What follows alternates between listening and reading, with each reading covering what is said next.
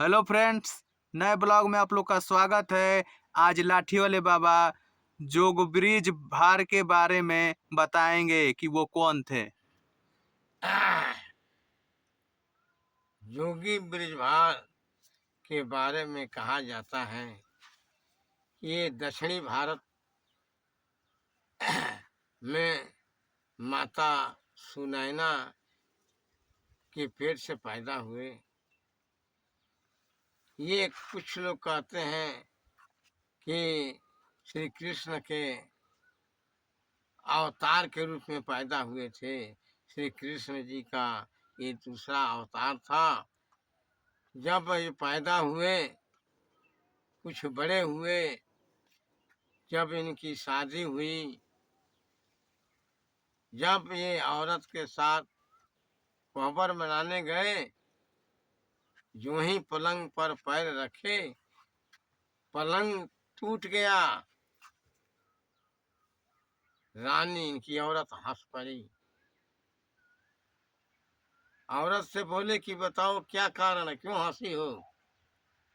औरत बताई कि आज तुम मेरे पति हो, तुम्हारी औरत हूँ, और इसके पहले तुम्हारी मैं माँ थी, तुम मेरे लड़के थे। जब इतना बात ब्रिजभार सुनते हैं, तुरंत पलंग से उतर जाते हैं, कहते हैं कि क्षमा, आज से मेरा संबंध तुमसे कुछ रहेगा नहीं।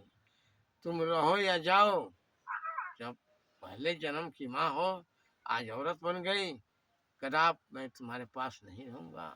और वहीं से ब्रिजभार जोगी बन गए, चले गए जंगल में, तपस्या किए, इनको शक्ति मिली। बाबा गोरखनाथ जी इनके गुरु हुए, और इसके बाद जब चेला बन गए, महान शक्ति मिल गई, तो लोग कहा जाता है कि कोई भी योगी जो है, ये अपनी माँ से पहले भिक्षा लेते हैं, तब तरनतार होता है। बिना भिक्षा लिए हुए उस योगी का तरनतार नहीं होता है। इस तरह से इनके समय में 7 इंद्रासन की परियां थीं, जिनको श्राप था। इंद्र जी ने श्राप दिया कि जाओ मृतलोक में, तुम औरत बन जाओ, रहो, तुम 7 परी ब्रिजभार की औरत बनोगी, लेकिन औरत का सुख तुम लोगों को मिलेगा नहीं। और ब्रिजभार को गोरखनाथ ने शपथ दिलाया कि शादी के बाद तुमके औरत के पास नहीं रहना है। अब जोगी ब्रिजभार सरंगी बजाते हुए अपना घूमते हैं। पहली बार पहुंचते हैं रानी हेमंती के पास, जो इंद्रासन की परी थी। शादी हो गया। शादी के बाद जब घर आते हैं, जो ही कोहबर जाते हैं मनाने, गोरखनाथ जी का तुरंत आकाशवाणी हुई कि खबरदार ब्रिजभार, तुम वहां से दूर चले जाओ, नहीं तुम्हारा नाश हो जाएगा। योगी ब्रिजभार हेमंती को छोड़ दिए, लेकिन हेमंती को भी तो था कि ब्रिजभार के साथ तुम्हारी शादी होगी, सुख तो नहीं मिलेगा, लेकिन शादी होगी। इस तरह से करते करते ब्रिजभार, हेमंती, इसके बाद दूसरी परी देवंती, रत्नावर, इस तरह से कुल मिलाकर 7 परी थी, जिसमें सबसे छोटी परी सोरठी थी। सोरठी बहुत सुंदर थी। राजा खेखरमल जो थे, इनके मामा थे, जो गुजरात के रहने वाले थे। उनको आकाशवाणी हुई कि अगर सोरठी का दर्शन हो जाए तो तुम्हारा सारा कुढ़ापन जो है दूर हो जाएगा। ब्रिजभार को बुलाए गोरखनाथ जी और कहे कि भांजा, ये तुम्हारे ही बस का है, तुम सोरठी को लाग सकते हो, दूसरे का बस का नहीं है। अंत में ब्रिजभार बीड़ा उठाते हैं और अपनी माँ के पास जाते हैं, कहते हैं कि माँ आशीर्वाद दो, मैं जा रहा हूँ सोरठी को लाने। सती जो हेमंती थी, वो बार बार प्रयास करती है कि ये हमको छोड़कर न जाए, लेकिन लास्ट में विधि होनहारी होकर रहती है। रस्सी से बांध दी रात के समय, हेमंती सो गई, वो बाहर निकल गए और मोहनी बांसुरी बजाए। हेमंती को पता चला, बोले कि ठीक है, तो आप जा रहे हैं, कहीं बीच में संकट पड़ेगा तो हमें कैसे मालूम होगा। ब्रिजभार बताए हेमंती से। हेमंती जो जादूगर थी, पूरा जादू की खिलाड़ी थी, कहे ब्रिजभार की जब संकट पड़ेगा तो बीच में आंगन में जो तुलसी जी हैं वो सूख जाएंगी, मुरझा जाएंगी। जब तुलसी जी मुरझा जाएंगी तो समझना कि ब्रिजभार के ऊपर आफत पड़ा है। ठीक, इसके बाद हेमंती भी कहती है कि ठीक है, जाइए। इसके बाद सब परियों के पास जाते हैं, बड़ी जादू की लड़ाई होती है। लड़ते लड़ते सभी लोग कहे कि ऐसा है कि हमको ले चलिए, ले चलिए। ब्रिजभार बोले कि ठीक है, जब सोरठी को लेकर के आऊंगा तो सबको तुमको अपने पास ले जाऊंगा। धन्य है प्रभु की माया। जब सोरठी के पास जाते हैं तो शायरी जो है, शायर में लिखता है जोन के खड़वा पहिरे, हाथ में सरंगिया लिहल, योगी ब्रिज भारावा हो, चल दिहल सोरठपुर नागरियान हो।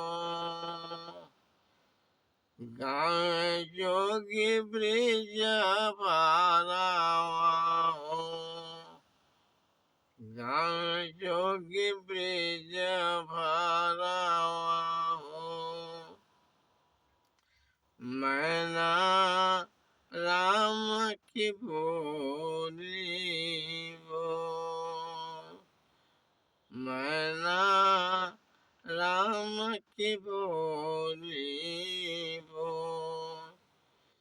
एक दिन दुनिया जइहे छोड़, एक दिन दुनिया जइहे छोड़, मैना राम की बोली वो। इस तरह से जोगी भाषा में गीत गाते गाते जब पहुंचते हैं सोरठी के यहाँ, तो पहले से ही मालूम था राजा को कि एक दिन कोई साधु आएगा और सोरठी को उड़ा कर लेकर चला जाएगा। राजा अपने राज में ढिंढोरा पिटवा दिए, प्रचार कर दिए कि कोई इस राज में आवे जोगी तो तुरंत उसको हमें बताना, उसको फांसी की सजा दी जाएगी। जोगी ब्रिजभार जब सोरठी के बागीचे में गए तो तोता बनकर घूम रहे थे। संजोगवश सोरठी की जो सहायिका थी, दासी थी, आई बागीचे में फूल लाने, देखी कि तोता बड़ा सुंदर है।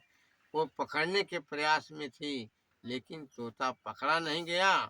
अंत में जाकर सोरठी से दासी कहती है, अरे महारानी, आपके बागीचे में बहुत बड़ा सुंदर तोता है। सोरठी अपने सत बल से समझ गई ये तो तोता नहीं है, ब्रिजभार है और इनके साथ हमें जाना है। तुरंत वो बागीचे में आई और वहाँ से ब्रिजभार जो है माया का खटोलना बनाए, उड़ना बनाए और उड़न खटोला पर सोरठी को लेकर आए और बारी बारी जितने बीच में परियां थीं सबको खटोला पर, उड़न खटोला पर बैठाकर और आए। इसके बाद सोरठी को ले गए मामा के यहाँ। मामा सोरठी को देखते देखते उनके जो सारा कोढ़ापन था दूर हो गया। इसके बाद जब अपने घर आए, यूं ही सोरठी के पास गए कोहबर बनाने। सोरठी कही कि सबसे बड़ी आपकी औरत हेमंती है, पहली आई और कभी भी मनाने के लिए आप नहीं गए उसके घर, तो ऐसा है कि आप सुहाग मनाने के लिए आज उसके घर जाइए, उसके कमरे में जाइए। जो ही ब्रिजभार जाते हैं हेमंती के पास, तब तक गुरु गोरखनाथ का आकाशवाणी हुई, खबरदार जोगी ब्रिजभार, तुम सावधान हो जाओ। वहीं तुरंत जो है स्वर्ग से विमान आया और उसी विमान पर सातों इंद्रासन की परी और ब्रिजभार बैठे और इंद्रलोक को चल दिए। कहने का मतलब कि इतना बड़ा श्राप कि शादी होते हुए भी सुख नहीं मिलेगा, औरत का सुख सपना रहेगा।